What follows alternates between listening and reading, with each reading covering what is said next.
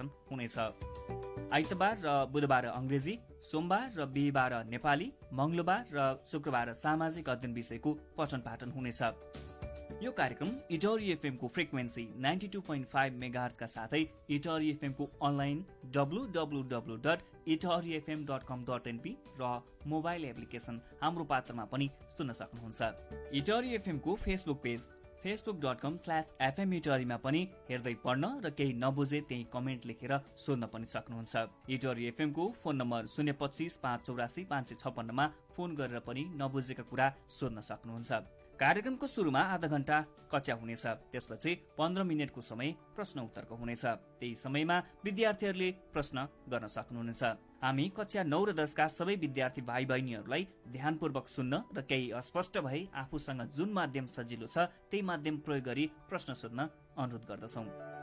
साथै आफ्ना सन्तानको सुन्दर भविष्य निर्माणको विषय भएकाले सबै अभिभावकहरूलाई सहजीकरणका लागि पनि हामी अनुरोध गर्दछौँ। अब आजको कक्षा सुरु हुँदैछ। अबको 45 मिनट अर्थात् 3 बजेसम्म कक्षा 9 को सामाजिक अध्ययन विषयको पठन पाठन हुनेछ। अहिलेको कक्षा लिँदै हुनुहुन्छ शिक्षक सरिता दाहाल।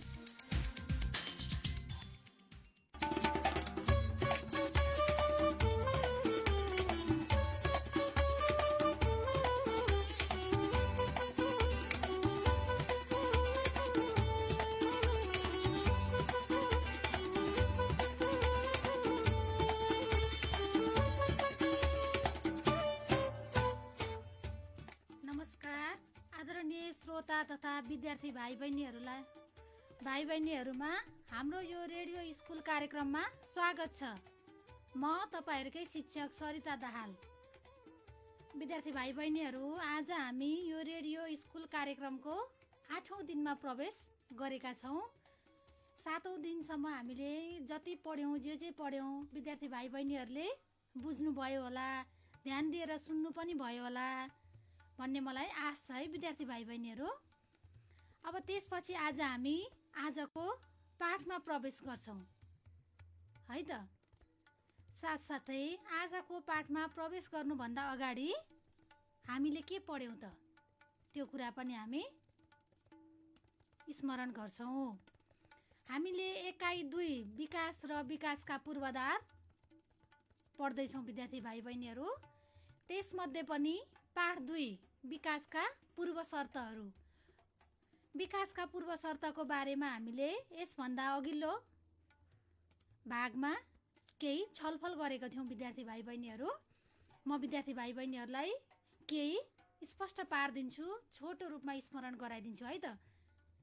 अब विकासका पूर्व शर्तहरू भनेर हामीले विकासका लागि अनिवार्य रूपमा चाहिने सकारात्मक र अनुकूल अवस्थालाई विकासका पूर्व शर्त भनिन्छ भनेर हामीले पढिसक्यौं। साथसाथै विकासका पूर्व शर्तहरू के छन् भनेर हामीले 1, 2, 3 गरेर पनि लिस्ट आउट गरिसकेका छौं है। 1 नम्बरमा थियो साक्षरता, दोस्रोमा जनसहभागिता, तेस्रोमा उद्यमशीलता र चौथो नम्बरमा शान्ति भनेर हामीले विकासका पूर्व शर्तहरू पनि पढ्यौं, छोटकरीमा वर्णन गरेका थियौं। तर अन्तिम नम्बरको शान्ति चाहिँ हामीले समय अभावको कारण पढ्न सकेका थिएनौं विद्यार्थी भाइ बहिनीहरू। आज हामी यो शान्ति पाठ पढेर अभ्यासमा प्रवेश गर्छौं है त विद्यार्थी भाइ बहिनीहरू। अब हामी शान्ति बुझौं। शान्ति भनेको के हो त विद्यार्थी भाइ बहिनीहरू? शान्ति भनेको त आनन्द पैदा हुनु, कसैसँग मनमुटाव नहुनु, कलह नहुनु हैन, ईर्ष्या रिस डाह नभएर सबैसँग मिल्नु नै के हो त शान्ति हो नि त। त्यसैले हरेक व्यक्तिले एक अर्का बीचमा कलह, मनमुटाव, ईर्ष्या, बेमेल जस्ता भावना नराखिकन समूहमा मिलेर बस्नु नै के हो त विद्यार्थी भाइ बहिनीहरू? शान्ति हो। जीवनको सबैभन्दा आनन्द कुरा के हो त? शान्ति हो नि त। यदि हाम्रो जीवनमा शान्ति भएन भने, समझदारी भएन भने हामी बस्न सक्छौं, बाँच्न सक्छौं त विद्यार्थी भाइ बहिनीहरू? सक्दैनौं नि त। यदि हामी मानिसको जीवनमा अशान्त पैदा भयो भने के हुन्छ त? मानिसमा विभिन्न किसिमका रोगहरू लाग्छन्, मानसिक रोगहरू देखा पर्छ। त्यही भएर हामी मानिस भनेको चाहिँ शान्तिप्रिय प्राणी हो विद्यार्थी भाइ बहिनीहरू हो। अब हरेक कुरा गर्नको लागि पनि शान्ति आवश्यक पर्छ, हो कि होइन त? विकास निर्माण सम्बन्धी कार्यमा पनि शान्तिले प्रभाव पार्छ, होइन? विकास गर्नको लागि पनि शान्ति आवश्यक हुन्छ कि हुँदैन त? हुन्छ नि त। अब देशमा झै झगडा भयो, द्वन्द्व भयो, अशान्ति भयो, होइन? त्यो भयो भने हामीले देश विकास गर्न, देशमा निर्माण सम्बन्धी काम अगाडि बढाउन सक्छौँ त विद्यार्थी भाइ बहिनीहरू? सक्दैनौँ नि त। त्यही भएर हाम्रो देश विकसित गराउनको लागि, देशमा विकासका पूर्वाधारहरूको विकास गर्नको लागि पनि हामीलाई शान्ति आवश्यक पर्छ है। अब अशान्तिको अवस्थामा समाजका प्रत्येक सदस्यहरू बीच के हुन्छ त? असमझदारी हुन्छ कि हुँदैन त? हुन्छ नि त। हाम्रो देशमा पनि देशका जनताहरू बीचमा समझदारी भएन, एकअर्कामा मेलमिलाप भएन, एकअर्काको भावनाको कदर भएन, होइन?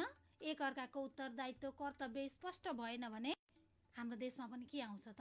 अशान्ति पैदा हुन्छ। त्यही भएर हामीले आफ्नो राष्ट्रमा शान्ति कायम गर्नको लागि चाहिँ के गर्नुपर्छ त?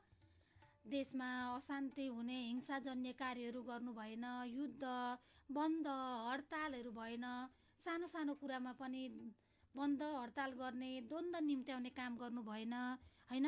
यसो गर्यो भने चाहिँ समाजका प्रत्येक जनता अर्थात् सदस्यहरू बीचमा चाहिँ के हुन्छ त? समझदारी कायम हुन्छ र शान्ति स्थापना हुन्छ विद्यार्थी भाइ बहिनीहरू। त्यस्तै गरी विकास भनेको चाहिँ यदि असमझदारी पैदा भयो भने विकास हुन सक्दैन विद्यार्थी भाइ बहिनीहरू। किनभने उनीहरू बीच एकअर्कामा मनमुटाव सिर्जना हुन्छ। समुदायको विकास पनि एक्लै सम्भव हुन्छ त? हुँदैन नि त। त्यसका लागि समुदायका सबै मानिसहरू शान्ति कायम गर्नु पर्यो, समझदारी गर्नु पर्यो, सहमति गरेर के गर्नु पर्यो त? काम गर्यो भने हाम्रो समाजको, राष्ट्रको विकास पनि हुन्छ, साथसाथै शान्ति पनि कायम हुन्छ विद्यार्थी भाइ बहिनीहरू। त्यसैले समाजमा पनि समाजका प्रत्येक व्यक्तिहरू बीच समझदारी, सहमति र एकता भए मात्रै के हुन्छ त? विकासको कार्य अगाडि बढाउन सकिन्छ, अर्थात् विकासको कार्य सम्भव हुन्छ विद्यार्थी भाइ बहिनीहरू भनेर हामीले शान्ति पनि बुझ्यौँ। शान्ति भनेको चाहिँ एकअर्कासँग मिलेर बस्नु, कलह नगर्नु, मनमुटाव नगर्नु, होइन? अरूको ईर्ष्या नगर्नु जस्ता राखेर एक आपसमा सहयोग गर्नु नै के हो त? शान्ति हो। कसैसँग झै झगडा, मारपिट, युद्ध, द्वन्द्व नगरिकन आपसमा मिलेर बस्नु नै के हो त विद्यार्थी भाइ बहिनीहरू? शान्ति हो भनेर हामीले विकासका पूर्व शर्तमध्ये 3टा अगाडिको पाठमा पढिसकेका थियौँ र अन्तिम एउटा हाम्रो 4 नम्बरको शान्ति मात्रै बाँकी थियो। त्यो पनि मैले विद्यार्थी भाइ बहिनीहरूलाई स्पष्ट गरिदिएँ है त। त्यसपछि विद्यार्थी भाइ बहिनीहरू हामी अभ्यासतिर प्रवेश गरौँ है। एकचोटि तपाईँहरूको पाठ्य पुस्तकमा पनि अभ्यास पल्टाउनुहोस् त। हाम्रो अभ्यासमा भएका प्रश्नहरूमा हामी केही छलफल गरौँ है त। पल्टाउनु भयो होइन? 1 नम्बरमा के छ त हाम्रो प्रश्न? साक्षरता भन्नाले के बुझ्नुहुन्छ? लेख्नुहोस् भन्ने छ। साक्षरता भनेको के हो त? हामीले यसभन्दा अघिल्लो कार्यक्रममा परम्परागत भाषामा पनि साक्षरताको परिभाषा दिएको थियौँ र अहिले आधुनिक परिभाषा अनुसार पनि हामीले साक्षरताको परिभाषा दिइसकेका छौँ र पनि म एकचोटि भनिदिन्छु है त।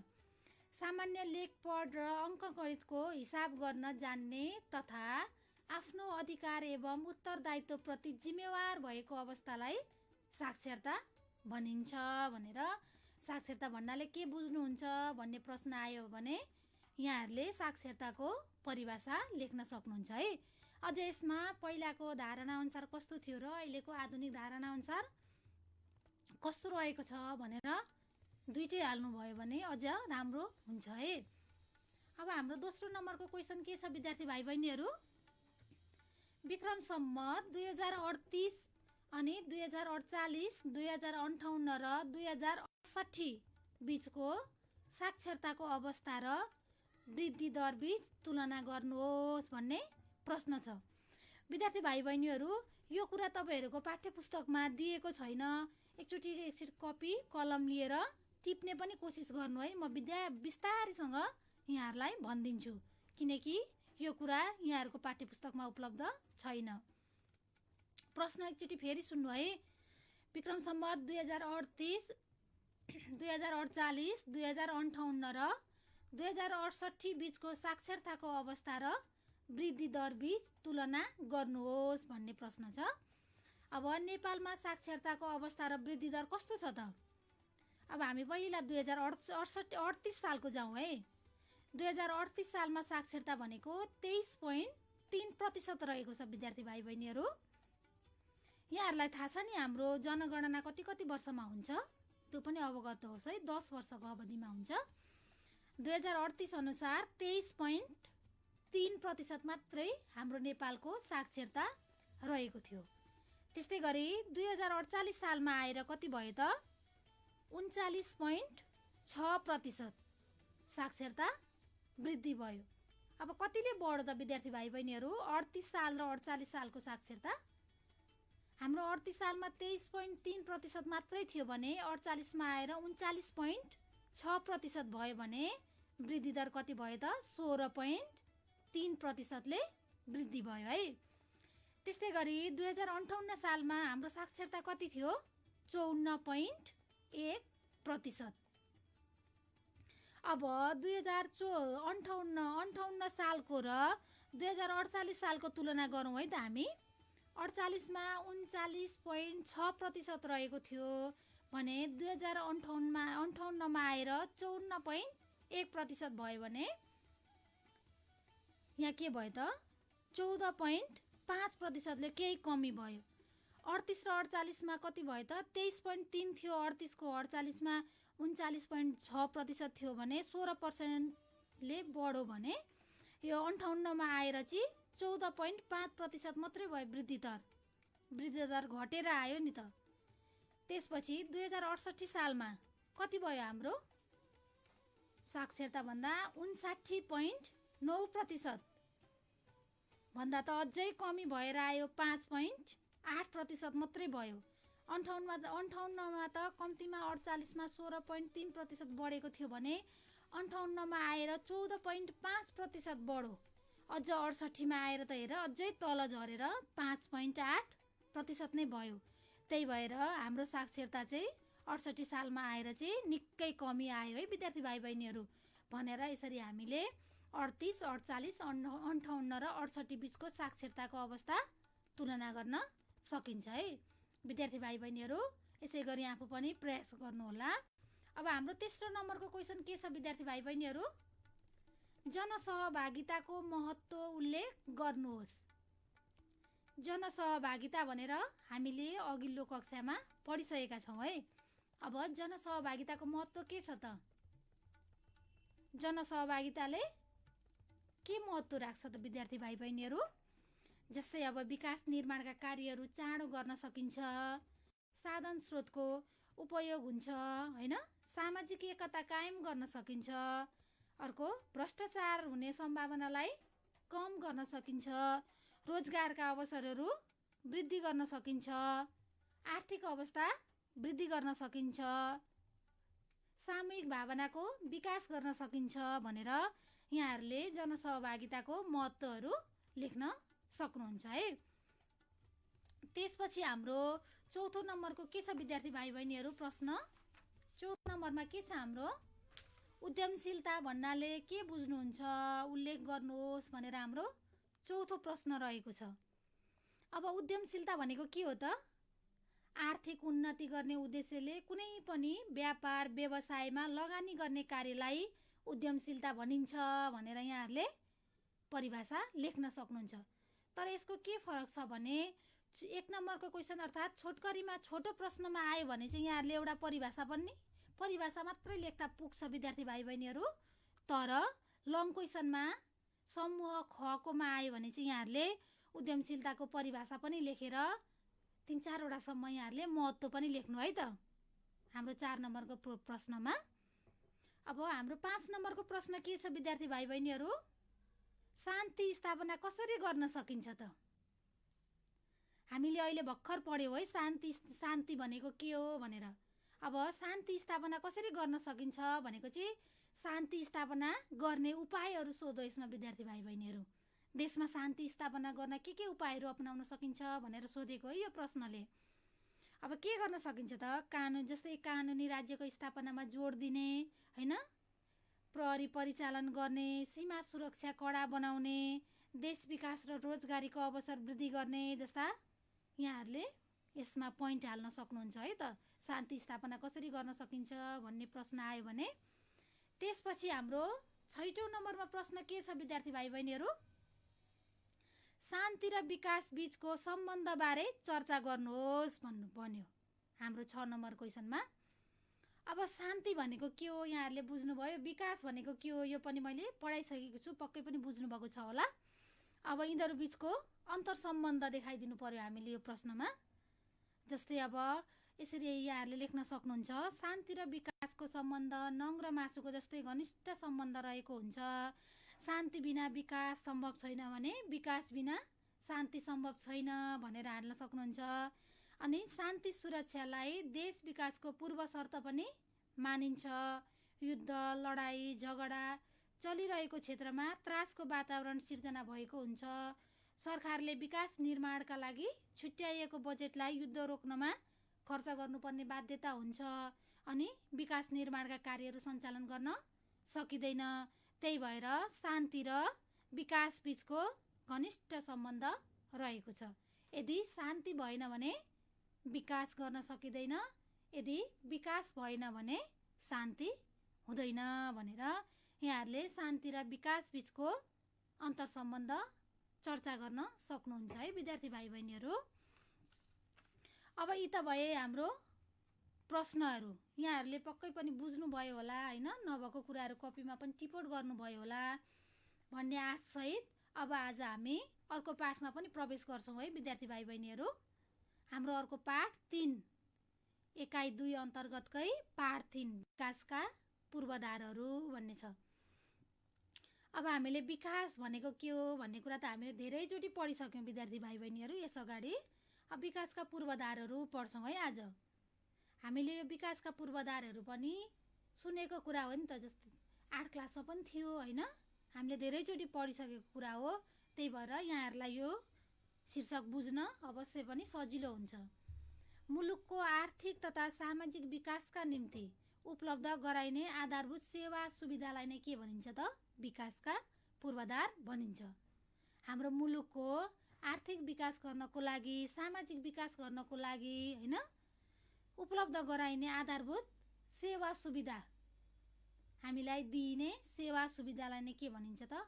विकासका पूर्वाधार भनिन्छ। साथसाथै मानवलाई अर्थात् देशमा बसोबास गर्ने जनतालाई आवश्यक पर्ने सेवा सुविधा उपलब्ध गराउनु अर्थात् विकास गराउनु नै के हो त विद्यार्थी भाइ बहिनीहरू? विकासका पूर्वाधारहरू हुन्। अब हामीले विकासको पूर्वाधार शिक्षा, स्वास्थ्य, विद्युत, यातायात, खानेपानी, सञ्चार भनेर त धेरैचोटि पढिसकेको छ। यो कुरा सबैलाई थाहा हुन्छ है विद्यार्थी भाइ बहिनीहरू। अब विकासका गतिलाई तीव्रता दिन विभिन्न पूर्वाधारहरू आवश्यक हुन्छन् कि हुँदैनन् त? हुन्छन् नि त।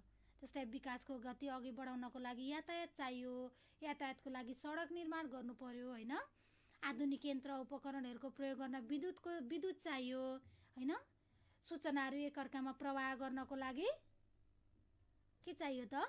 सञ्चारका माध्यमहरू चाहियो। त्यसै गरी विकासको गतिलाई तीव्रता दिन पनि विभिन्न पूर्वाधारहरूको आवश्यकता पर्छ है विद्यार्थी भाइ बहिनीहरू। जस्तै उद्योग खोल्नको लागि सडक, बिजुली बत्ती, दक्ष जनशक्ति आवश्यक पर्छ कि पर्दैन त? पर्छ नि त। त्यस्तै गरी हामीले अब कुनै एउटा विद्युत हाइड्रो पावर सञ्चालन गर्नु पर्यो भने त्यसको लागि हाइड्रो पावरसम्म जाने यातायातको सुविधा, बाटो हुनु पर्यो होइन। त्यो हाइड्रो पावर चलाउनको लागि बिजुली बत्ती हुनु पर्यो। अनि हाइड्रो पावरमा काम गर्नको लागि दक्ष कामदारहरू हुनु पर्यो होइन। अनि हाइड्रो पावरमा सूचना आदान प्रदान गर्नको लागि सञ्चारको व्यवस्था भएको हुनु पर्यो, इमेल इन्टरनेटको व्यवस्था भएको हुनु पर्यो होइन। आधुनिक यन्त्र उपकरणको विकास भएको हुनु पर्यो। त्यही भएर विकास गर्नको लागि के चाहिन्छ त? हामीलाई विभिन्न किसिमका पूर्वाधारहरूको आवश्यकता पर्छ। स्वास्थ्यमा सुधार गर्न डाक्टर, नर्स आदि जनशक्ति अस्पतालका लागि आवश्यक हुन्छ होइन। जस्तै जनचेतना बढाउन र दक्ष प्राविधिक सक्षम जनशक्ति उत्पादन गर्न पनि के चाहिन्छ त हामीलाई शिक्षा आवश्यक पर्छ। अर्थात् देश विकासका लागि विभिन्न स्रोत साधन जनशक्ति पनि आवश्यक पर्छ कि पर्दैन विद्यार्थी भाइ बहिनीहरू? पर्छ नि त। यसरी विकासका पूर्वाधारका रूपमा हामीले शिक्षालाई लिन सकिन्छ, स्वास्थ्यलाई लिन सकिन्छ, विद्युतलाई लिन सकिन्छ, यातायातलाई लिन सकिन्छ, खानेपानीलाई लिन सकिन्छ लगायत शक्तिका साधनहरू, शक्ति उत्पन्न गर्ने साधनहरू, ऊर्जा लगायतका भौतिक कुराहरूलाई पनि हामी विकासका पूर्वाधारका रूपमा लिइन्छ, जुन कुरा चाहिँ विकास गर्नको लागि अनिवार्य रूपमा आवश्यक हुन्छ। त्यही कुराहरू नै के हो त विद्यार्थी भाइ बहिनीहरू? विकासका पूर्वाधारहरू हुन् है। यी पूर्वाधारहरू भएर मात्रै हुन्छ त विद्यार्थी भाइ बहिनीहरू? हामीसँग सबै विकासका पूर्वाधारहरू छन्, तर त्यति भएर मात्र पनि हामीलाई पुग्दैन। ती पूर्वाधारहरूलाई राम्ररी सञ्चालन र सदुपयोग पनि गर्नु पर्यो कि परेन त? पर्यो नि त। हामीसँग विकासका पूर्वाधारहरू सबै उपलब्ध भएका छन्, तर ती पूर्वाधारहरूलाई राम्ररी सञ्चालन र सदुपयोग गर्नको लागि आवश्यक अन्य स्रोत र साधनहरू पनि त चाहियो नि। चाहियो कि चाहिएन त? जस्तै दक्ष जनशक्ति चाहियो होइन, कच्चा पदार्थहरू चाहियो, अनि श्रम शक्तिहरू चाहियो, पुँजी चाहियो, ऊर्जा चाहियो। चाहिन्छ कि चाहिँदैन त? चाहिन्छ। त्यही भएर विकासका पूर्वाधारहरू मात्र पुरा गरेर पनि हाम्रो विकास सम्भव हुँदैन विद्यार्थी भाइ बहिनीहरू। ती पूर्वाधारहरूलाई राम्ररी सञ्चालन गर्नको लागि आवश्यक पर्ने सामग्रीहरू पनि विकासका पूर्वाधार सँगसँगै के हुन्छ त? आवश्यकता पर्दछ। अब विकासका पूर्वाधारहरू के रहेछन् त विद्यार्थी भाइ बहिनीहरू? शिक्षा, स्वास्थ्य, यातायात, विद्युत, खानेपानी, सञ्चार चाहिँ के रहेछन् त हाम्रा विकासका पूर्वाधारहरू, अर्थात् विकासका लागि नहुने कुराहरू। अब हाम्रो देशमा विकासका पूर्वाधारहरूको विकासमा के समस्याहरू रहेका छन् त त्यो पनि हामी पढौँ है त विद्यार्थी भाइ बहिनीहरू। अब हाम्रो नेपालको पूर्वाधार विकासमा रहेका समस्याहरू के कुराहरूले गर्दा चाहिँ हाम्रो नेपालको विकासको पूर्वाधारहरू सिलसिलाबद्ध रूपमा विकास हुन सकिरहेको छैन, यो कुरा पनि हामीले थाहा पाउनुपर्छ है। के हुन सक्छन् विद्यार्थी भाइ बहिनीहरू हाम्रो विकासका पूर्वाधारमा आउने समस्याहरू? जस्तै पुँजीको अभाव हो नि त, यो त झन् सबैभन्दा प्रमुख समस्या हो। दक्ष प्राविधिक जनशक्तिको कमी होइन, हाम्रो देशमा विकासका पूर्वाधारहरू सञ्चालन गर्न खोज्यो, तर त्यो पूर्वाधार सञ्चालन गर्नको लागि अर्थात् चलाउनको लागि दक्ष सक्षम जनशक्ति नै कमी छ। त्यस्तै उपकरणको अभाव, पूर्वाधारको विकास गर्नको लागि आवश्यक पर्ने यन्त्र उपकरणको के छ त? अभाव रहेको छ। त्यस्तै गरी अर्को जनचेतनाको कमी।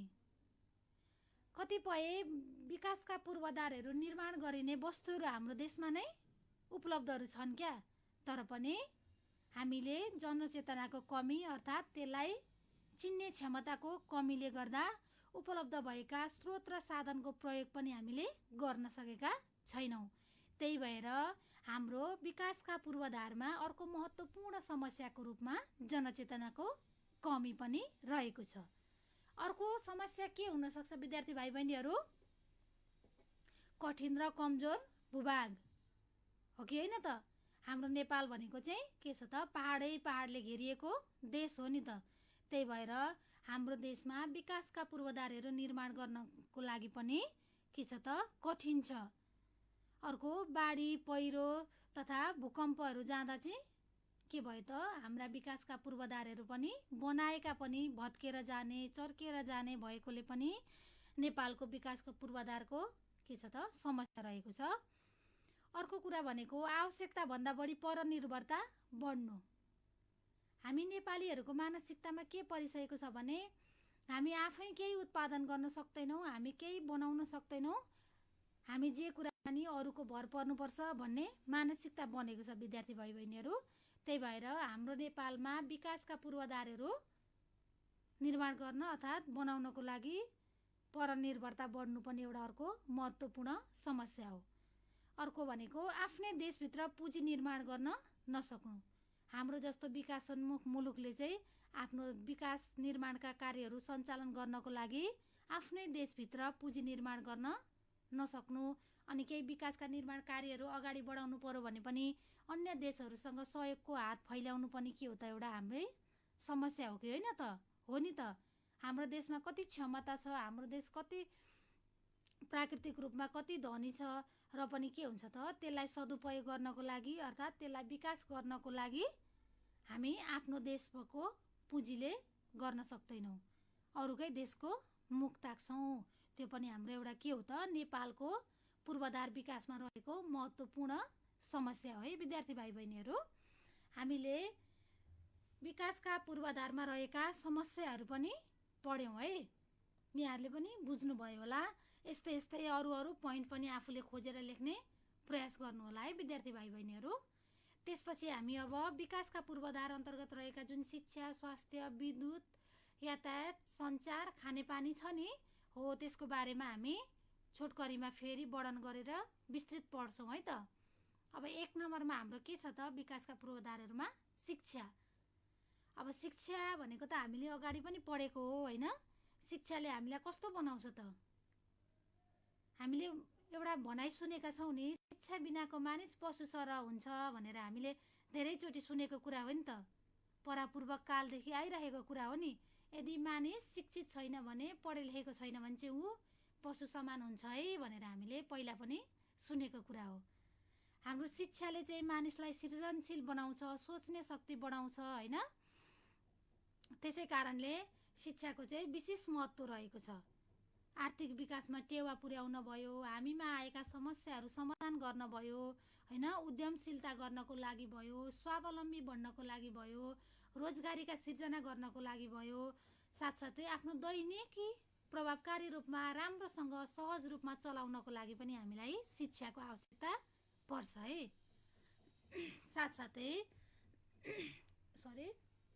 भाषिक व्यवहारमा सक्षम हुन होइन, घर परिवार घर व्यवहारहरू राम्रोसँग चलाउन, अनि समाजमा परिवर्तनका लागि भूमिका खेल्न, हाम्रो देशमा समाजमा भएका नराम्रा कुरीति विकृति विसङ्गतिहरूलाई हटाउनको लागि पनि हामीलाई शिक्षा आवश्यक पर्छ।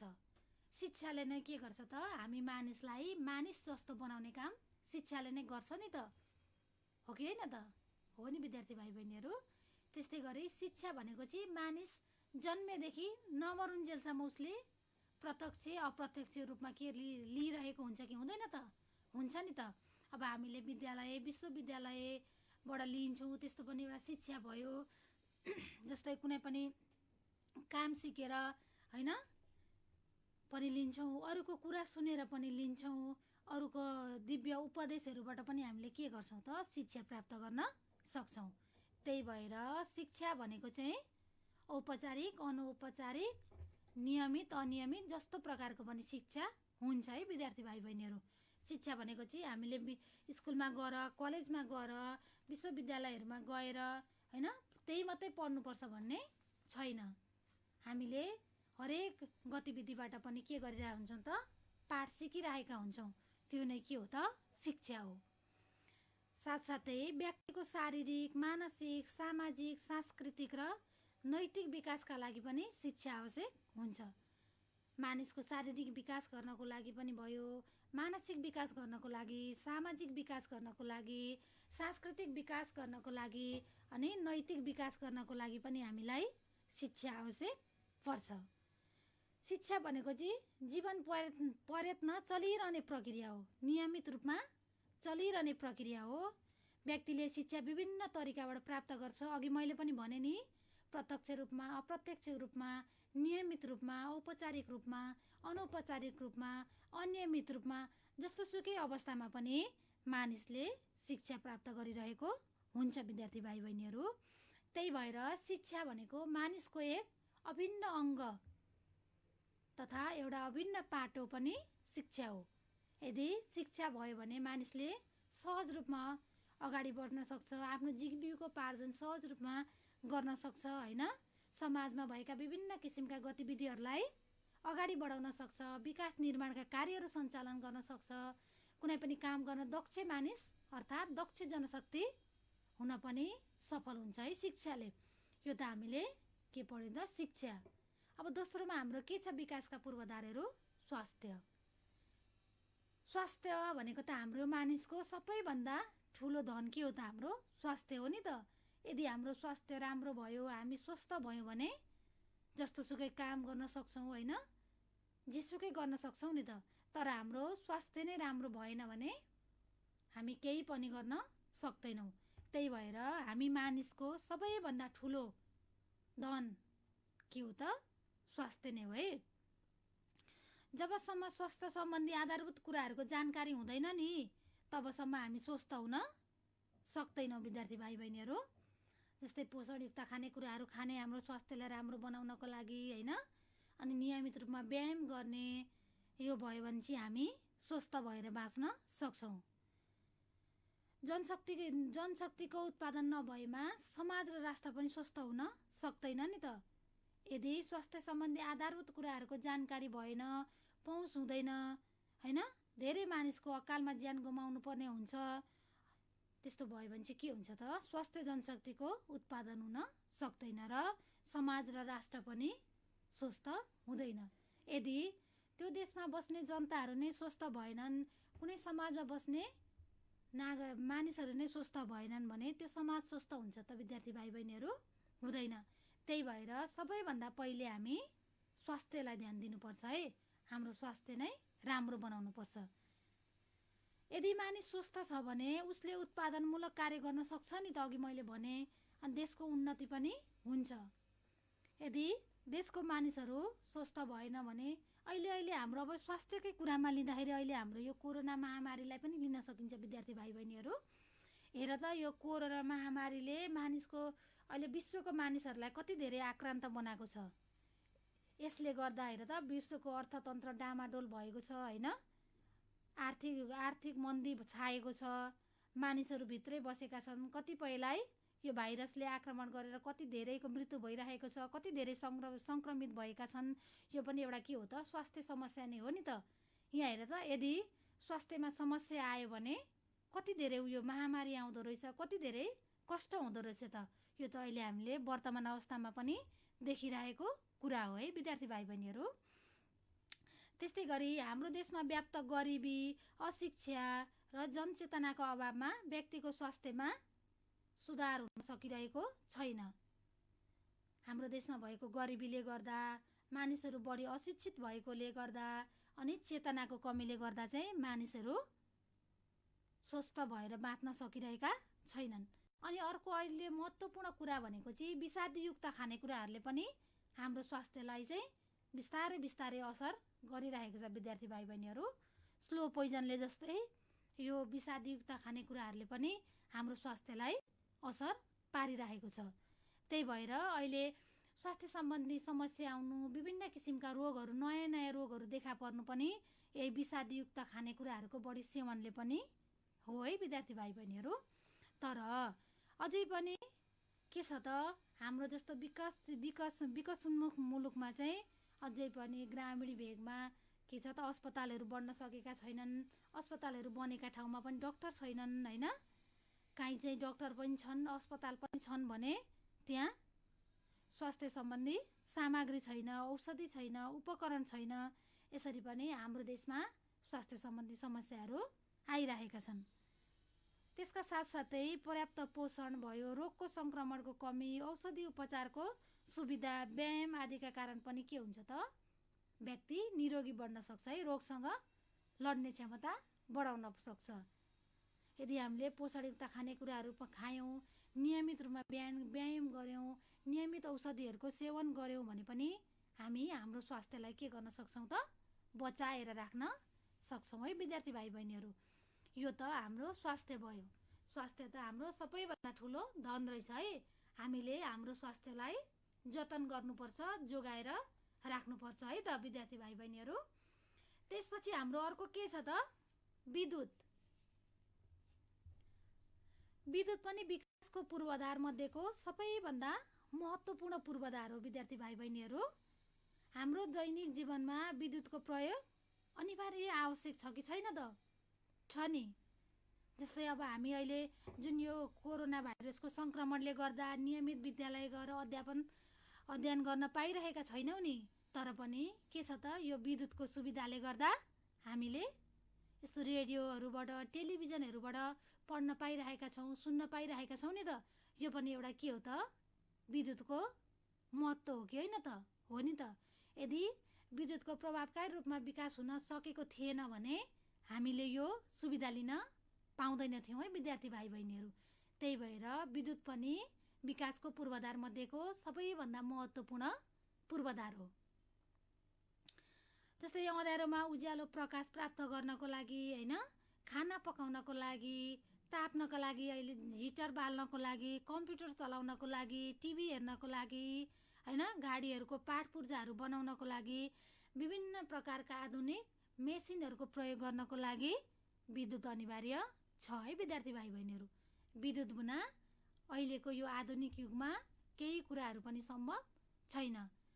अहिले उत्पादन भएका अर्थात् आविष्कार भएका आधुनिक यन्त्र उपकरणहरू चलाउनको लागि विद्युत अपरिहार्य हुन्छ।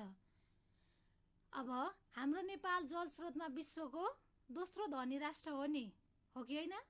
हो नि। पहिलो राष्ट्र कुन हो विद्यार्थी भाइ बहिनीहरू? ब्राजिल हो। ब्राजिल पछिको दोस्रो राष्ट्र हाम्रो नेपाल। यहाँ साना ठुला गरी 6000 भन्दा बढी नदी नाला रहेका छन् हाम्रो नेपालमा। तालतलैहरू रहेका छन्, झरनाहरू रहेका छन् होइन। हाम्रो नेपालका नदीबाट 83,000 मेगावाट जलविद्युत निकाल्न सम्भव हुन्छ। र पनि के छ त, हाम्रो नेपाल चाहिँ लोड सेडिङमा गइरहेको छ। के गर्नुपर्छ भने हामीले हाम्रो देशमा विद्युत बाल्नको लागि छिमेकी देशसँग हामीले किनेर बाल्नुपर्छ। त्यसो हुनुको कारण के हो त? हाम्रो देशको आर्थिक अवस्था कमजोर हुनु होइन, दक्ष जनशक्तिको अभाव हुनु, अनि भएका जलस्रोतहरू पनि प्रभावकारी रूपमा उपभोग गर्न नसक्नु होइन, हाम्रो देशमा उपलब्ध भएका जलस्रोतहरूबाट विद्युत निकाल्न नसक्नु होइन, बढी भ्रष्टाचार हुनु, यिनीहरूले नै गर्दा के भएको त, हाम्रो देशमा हाम्रो नेपालीहरूलाई चाहिने विद्युत पर्याप्त रूपमा उत्पादन गर्न नसकिएको हो कि होइन त? अहिले पनि हाम्रो पहाडी भेगहरूमा भयो, अलि विकट ठाउँहरूमा भयो, त्यस्तो ठाउँहरूमा विद्युतको सुविधा छ त? सबै ठाउँमा छैन नि त। त्यही भएर हाम्रो देशमा भएका जलविद्युत केन्द्रहरूबाट, जलस्रोतहरूबाट चाहिँ पर्याप्त मात्रामा हामीले विद्युत निकाल्न सक्यौँ भने चाहिँ के हुन्छ त, सम्पूर्ण नेपालीहरू चाहिँ उज्यालोमा बस्न पाउँछन्, आधुनिक यन्त्र उपकरणहरूको प्रयोग गर्न पाउँछन्। त्यही भएर विद्युत पनि विकासका पूर्वाधारहरूको मध्ये महत्त्वपूर्ण पूर्वाधारको रूपमा रहेको छ। नेपालमा नदी नालाबाट माथि उल्लेख भएअनुसार विद्युत उत्पादन हुन सक्ने अनुमान भए तापनि हालसम्म नेपालमा भनेको 1000 मेगावाट विद्युत समेत उत्पादन हुन नसकी लोड सेडिङको भार हामी नेपालीले भोगिरहेका छौँ विद्यार्थी भाइ बहिनीहरू, हो कि होइन त? हाम्रो नेपालमा भएका नदी नालाहरूबाट 83,000 मेगावाट विद्युत उत्पादन गर्न सकिन्छ भने, तर पनि हाम्रो जस्तो नेपालमा 1000 मेगावाट विद्युत समेत उत्पादन हुन सकेको छैन र हामी नेपालीहरू अहिले पनि लोड सेडिङको मारमा परिरहेका छौँ। त्यही भएर राष्ट्रले स्पष्ट नीति निर्धारण गरेर हाम्रो देशमा उपलब्ध भएका जलस्रोतहरूको पर्याप्त प्रयोग गरेर यदि विद्युत उत्पादन बढाइदिएको खण्डमा चाहिँ के हुन्छ त, हाम्रो देशबाट लोड सेडिङलाई मुक्त गर्न सकिन्छ। त्यही भएर हामी नेपालीहरूको अर्थात् हामी मानिसहरूको दैनिकी चलाउनको लागि पनि विद्युत अनिवार्य रहेको छ विद्यार्थी भाइ बहिनीहरू। त्यसै गरी अर्को हाम्रो विकासका पूर्वाधार के छ? सञ्चार। सञ्चार भनेको के हो त विद्यार्थी भाइ बहिनीहरू? सञ्चार भनेको कुनै पनि कुराको जानकारी तथा सूचनाहरू विभिन्न माध्यमको सहायताले एक ठाउँबाट अर्को ठाउँमा पुर्याउनु नै के हो त? सञ्चार हो है। कुनै पनि कुराको जानकारी भयो, सूचना भयो, खबर भयो होइन, विभिन्न माध्यमहरूको प्रयोग गरी एक ठाउँबाट अर्को ठाउँमा पुर्याउने माध्यमलाई चाहिँ के भनिन्छ त? सञ्चार भनिन्छ। यसै गरी सञ्चारको आदान प्रदान गर्ने माध्यमलाई चाहिँ के भनिन्छ त फेरि? सञ्चारका साधन भनिन्छ है। जुन सञ्चार पुर्याउनको लागि प्रयोग गरिने माध्यमलाई अर्थात् बाटालाई चाहिँ के भनिन्छ त? सञ्चारका साधन भनिन्छ विद्यार्थी भाइ बहिनीहरू। अब हाम्रो सञ्चारका साधनहरूमा के पर्छन् त यहाँहरूलाई थाहा भएकै कुरा हो होइन। हाम्रो रेडियो भयो, टेलिभिजन भयो, फ्याक्स भयो, इमेल भयो, इन्टरनेट भयो, चिठी पत्रहरू भयो, हुलाक भयो, यिनीहरू चाहिँ के हुन् त सञ्चारका साधन। सूचनाहरू एक ठाउँबाट अर्को ठाउँमा प्रसारित गरिने माध्यमहरू नै के हुन् त सञ्चारका माध्यम हुन् होइन। यो त हामीले थाहा भएको कुरा हो, पहिला पनि धेरैचोटि पढिसकेको है विद्यार्थी भाइ बहिनीहरू। अब हाम्रो वर्तमान अवस्थामा सूचना तथा सञ्चार क्षेत्रमा भित्रिएका अत्याधुनिक प्रविधिहरूको व्यापक प्रयोग गरी सर्वसुलभ रूपमा सेवा सुविधाहरू प्रदान गरिँदै आइएको छ। पहिला हामी एउटा चिठी पठाउनु पर्यो भने हुलाक धाउनु पर्थ्यो होइन। टेलिफोन त कसैको घरमा मात्रै थियो। अब यो रेडियोको कुरा गर्दा त रेडियो नेपाल मात्रै थियो त्यतिखेर। हामीले रेडियो सूचनाहरू सुन्नु पर्यो भने रेडियो नेपाल सुन्नु पर्थ्यो। अहिले जस्तो एफएमहरूको विकास भएको थिएन। अहिलेको अवस्थामा हेर्नु त विद्यार्थी भाइ बहिनीहरू सञ्चारको कति धेरै विकास भएको छ होइन। अहिले त धेरै एफएम भयो, रेडियो भयो, इमेल, इन्टरनेट, कम्प्युटर, फ्याक्स हरेकतिरबाट हामीले सूचना आदान प्रदानहरू गर्न पाइरहेका छौँ है विद्यार्थी भाइ बहिनीहरू। यसरी आज हामीले के पढ्यौँ त विकासका पूर्वाधार भनेर पढ्यौँ है विद्यार्थी भाइ बहिनीहरू। विकासका पूर्वाधार अन्तर्गत पनि शिक्षा, स्वास्थ्य, विद्युत, यातायात, खानेपानी भनेर पढ्यौँ। त्यसका पनि केही हामीले वर्णन गरौँ, बाँकी हामी अर्को हप्ता पनि गर्छौँ। विद्यार्थी भाइ बहिनीहरू आजको हाम्रो समय सकिसकेको छ है। आजको पढाएको पक्कै पनि यहाँहरूले बुझ्नुभयो होला भन्दै आजको कक्षाबाट म यहाँहरूकै शिक्षिका सरिता दाहाल बिदा चाहन्छु। हवस् त, नमस्कार।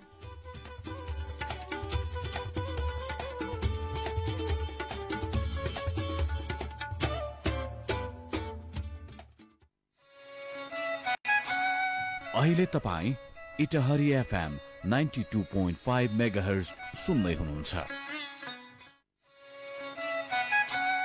अहिले तपाईँ इटहरी एफएम 92.5 मेगाहर्ज सुन्दै हुनुहुन्छ।